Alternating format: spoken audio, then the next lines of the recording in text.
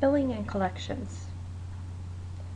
In the ambulatory care setting, patient billing is a critical administrative function that helps to maintain a healthy, viable practice. It must be accurate. Timeliness is important. You want to streamline the billing process. A billing efficiency report is another instrument that may be used to monitor the efficiency. This report lists any previous month's bills or backlog, which is added to the number of new accounts. Credit and collection policies. You want to have a formalized, straightforward policy that can be stated in a patient information brochure.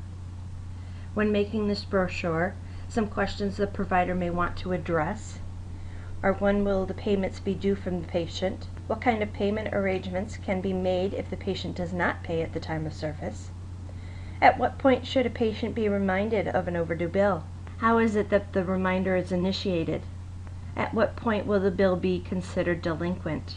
Will a collection agency be used? And if there's any exceptions to the policy. Payment at time of service. Collect at least your copay and your coinsurance at the time of service. Inform the patients of the following when an appointment is made. Make sure that the provider has a contract with that insurance carrier.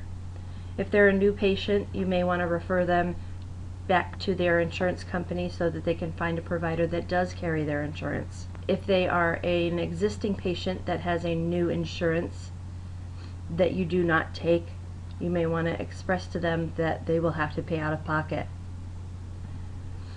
How the payment is made if the insurance does not cover it. Co-payments and co-insurance expectations. Remember, co-payments have to be paid at the time of service. Not that they can't be billed to the patient, but they do have to be collected at some point. How payment is made if they have no insurance, and an approximate cost of the service if it's appropriate. Accommodate patients' need while still ensuring prompt payment of the service. Accept debit and credit cards and abide by all insurance contract rules. Truth in Lending Act. In those situations where a payment schedule is arranged, the clinic policy will decide if the interest is charged. It is also called the Consumer Protection Act of 1969. It protects the consumer by requiring that the provider state the installment of any charges clearly, and it discloses finance charges in writing. Components of a complete statement. What should be included? Explanation of the services with the provider's NPI number, the insurance data and fees for each service. You might have a copy of the encounter form, and you may photo a copy of the ledger card.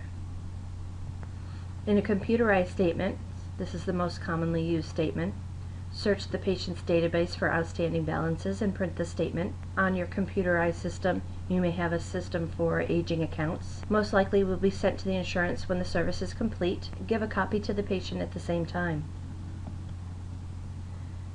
Monthly and cycle billing. Monthly billing. Devote 1 or 2 days per month to preparing statements. You place them in the mail by the 25th of the month.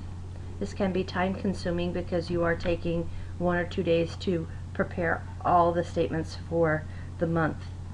Cycle billing is divided the accounts into alphabetical, so you're doing maybe A through D one day, which only takes up a certain part of the day, and so forth. You keep to a schedule. Past due accounts. Reasons there might be past due accounts is the inability to pay. The patient might have financial hardship. Neglect, they just forgot to pay. Their unwillingness to pay because they are unhappy with the service. Maybe third-party payees, the insurance may have not sent a check yet, or that the patient might have been a minor and is not responsible for the bill. Collection process. Establish how much has been owed for how long. Be prompt and conduct it in a timely fashion. Collection ratio is you divide the total collection dollars by the gross charges minus any adjustments. Your goal is 90% or better for your office. Your accounts receivable ratio, you divide the current accounts receivable balance by the average monthly gross charges. Your goal is payment within less than 2 months.